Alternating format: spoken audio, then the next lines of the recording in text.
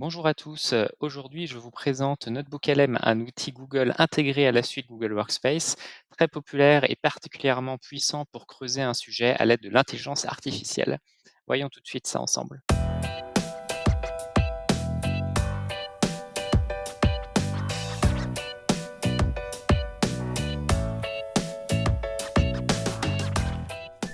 Alors, qu'est-ce que NotebookLM? Eh bien, vous allez le voir, il s'agit d'un outil en ligne qui fonctionne un peu comme un carnet de notes, dans lequel vous auriez également un génie à disposition qui pourrait répondre à toutes vos questions, que ce soit sous la forme de texte, mais aussi de présentations vidéo ou même de podcasts animés par deux personnes, deux animateurs fictifs. Donc, dans cette vidéo, on va voir différentes choses. On va voir déjà à quel besoin peut répondre cette application.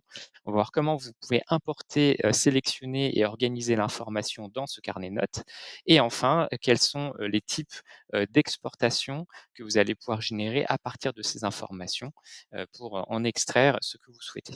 Allez, c'est parti. Alors, avant de rentrer dans les détails de NotebookLM, remettons un peu cette application dans son contexte, c'est-à-dire l'ensemble des applications permettant de faire de l'intelligence artificielle dans Google Workspace. Donc, vous savez que la principale application, c'est Google Gemini, à laquelle vous pouvez accéder sur la page gemini.google.com. Donc, cette application, elle est très utile au quotidien pour faire des questions ponctuelles sur un sujet, pour analyser, comparer deux, trois documents, donc pour un usage relativement éphémère et surtout sur, de la recherche d'informations, en ligne. Mais c'est-à-dire que vous n'avez pas, précisément la possibilité de filtrer, les informations sur lequel le prompt, va interagir. Alors NotebookLM répond à un besoin très différent puisque là, vous allez pouvoir créer, des conteneurs dans lesquels vous allez creuser un sujet sur la durée. Ça peut durer, plusieurs, semaines, plusieurs mois et c'est vous-même qui allez décider des informations, des sources de données que vous allez ajouter dans ce conteneur. Donc ça peut répondre à des sujets, des cas de figure, très variés, hein. Par exemple, vous réalisez un appel d'offres, vous avez besoin d'importer une grande quantité de documents pour analyser les choses, comparer et cetera. C'est typiquement le genre de choses que NotebookLM peut faire. Vous pouvez également, creuser des sujets juridiques, organiser un événement, creuser un sujet qui vous tient particulièrement à cœur, sur n'importe quelle thématique, rassembler des actualités, par exemple, pour rédiger ensuite des articles et cetera et cetera. Alors maintenant qu'on a vu tout ça, passons dans le vif du sujet. Comment utiliser NotebookLM? Bien, ça va commencer par la création d'un nouveau notebook dans lequel vous allez importer vos informations. Donc, vous voyez ici que je peux importer plein de types de fichiers différents. Ça peut être des documents, texte au format PDF, mais vous pouvez même importer, des fichiers audio, des vidéos et cetera et l'outil va être capable d'analyser, tout ce contenu-là pour ensuite en exploiter la connaissance.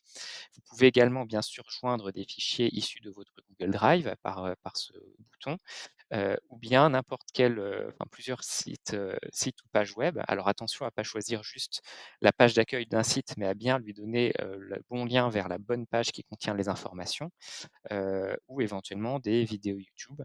Notez que certains sites web empêchent, ce type d'usage, donc vous ne serez pas capable de, forcément relier n'importe quelle page web, mais dans ce cas-là, il suffit d'exporter la page au format PDF et d'importer au format PDF. Et donc vous pouvez importer ainsi jusqu'à 300 sources d'informations. Si vous êtes, à court de données, disponibles, vous pouvez lui demander de faire une recherche en ligne pour vous. Donc vous allez ici, faire, un simple prompt pour lui expliquer précisément le sujet que vous souhaitez analyser et Gemini va automatiquement vous suggérer un certain nombre, de documents, ou de pages web en ligne, pour, baser vos recherches. Vous pourrez ensuite valider ou invalider telle ou telle source de données.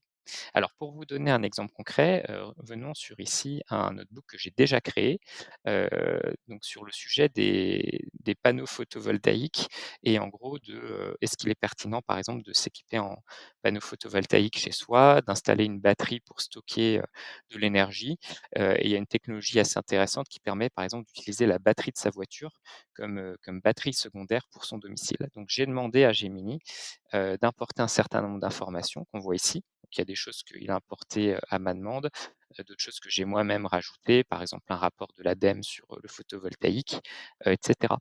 Donc je peux ensuite choisir d'interagir sur toutes ces informations et quand je vais d'ailleurs demander des choses à Gemini, je peux restreindre les sources d'informations en les cochant, sur lesquelles Gemini va baser, sa réponse. Donc à partir de là, on peut faire quantité de choses. Déjà, vous voyez que là, j'ai déjà un résumé qui est proposé par Gemini sur la thématique, que j'aborde.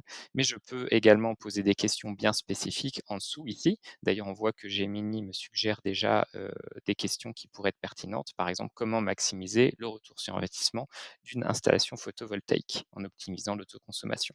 Voilà, et donc là, Gemini va m'apporter une réponse basée spécifiquement sur les données qu'on trouve à gauche, et en plus, cette réponse va, donner les liens de référencement, précis pour, toutes les données.